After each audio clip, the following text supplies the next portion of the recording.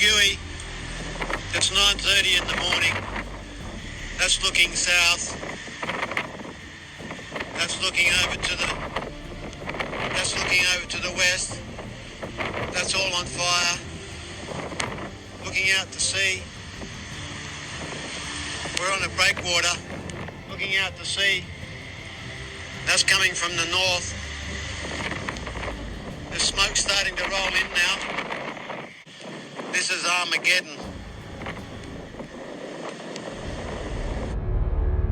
At about 3 o'clock in the morning on New Year's Eve 2019, we were woken by messages and told to get out and head into Bermagui, and because the fire was heading our way from the west. We headed into town and it was just mayhem. There were people streaming everywhere, there was cars blocking the roads, the town was completely shrouded in smoke. Many people sought what they thought would be a safe place, a safe haven, that they would get away from the fire if it came through town, like down at the breakwater next to the harbour. The smoke stuck around. It was even late into the morning. It was as dark as night. Literally thousands of people had streamed into town from campgrounds, from homes and stations and nearby communities, and brought all their worldly possessions and made camp in the oval right in the middle of town. The fire had wreaked devastation out to the west towards Cobargo.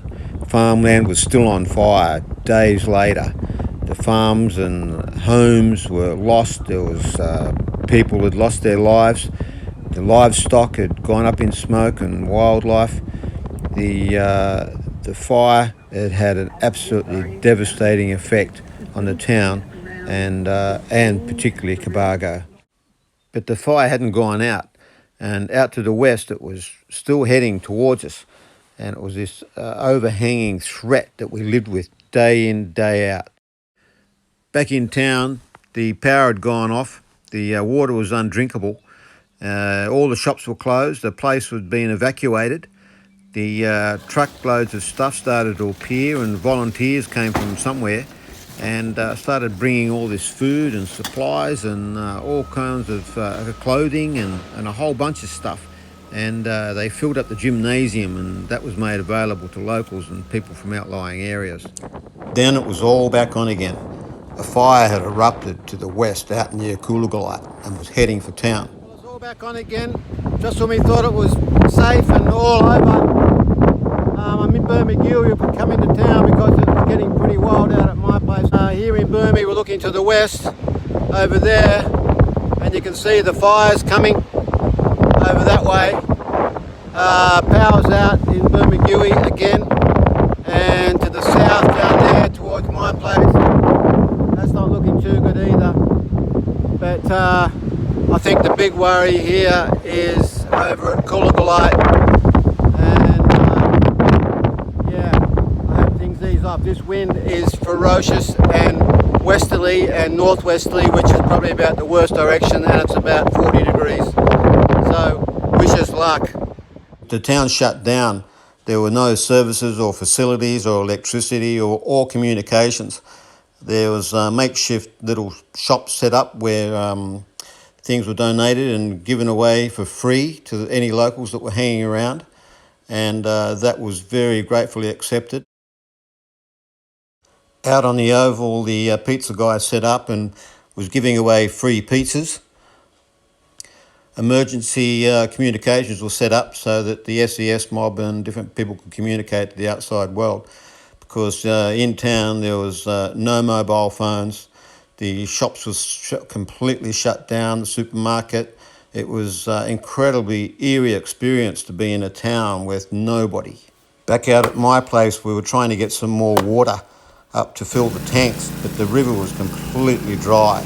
So we dug right down into it and made a well to try to pump some water to fill the tanks up. Things are getting pretty real around here. This fire's just up the road.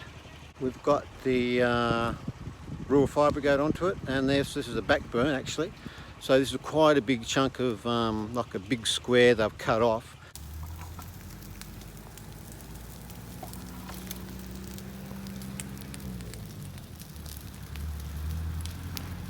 Now what's going on here? Oh, we're lighting up a back burn, saving your house. Yeah, good. And what does that entail, these people here? Yeah, they've come all the way from Queensland. Yeah, right. Long way on their own back to get here and help us out. It's Right. good.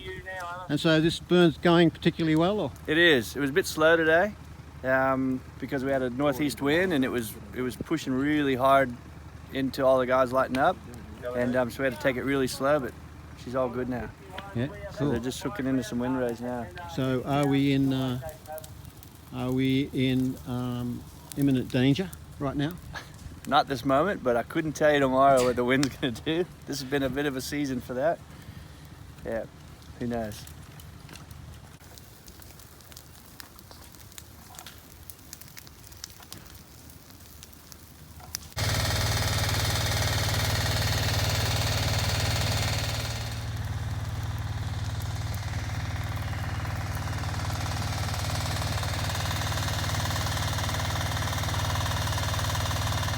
But the fire was still closing in from the west and getting closer each day. We were still under threat if it came over the hill and down to my place. The fireys up the road had been there day and night for days and days and days, and they really put in such a magnificent effort.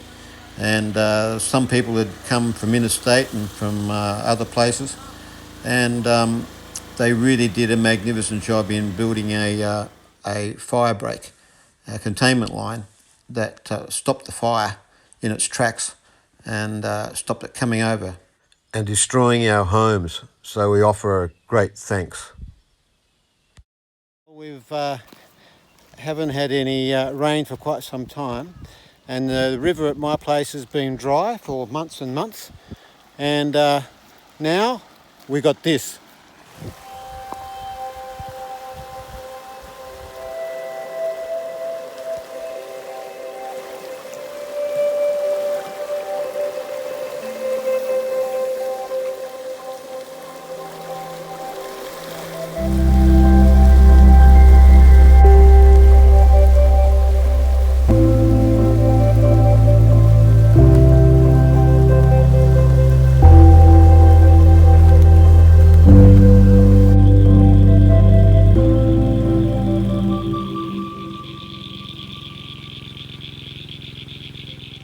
After a few months, the bush started to grow back and we started to see green again. But the devastation of the fire is ever present, and it's something that I'll never forget and I'll live with for the rest of my life. But we choose to live in the bush, and with the bush comes bushfires.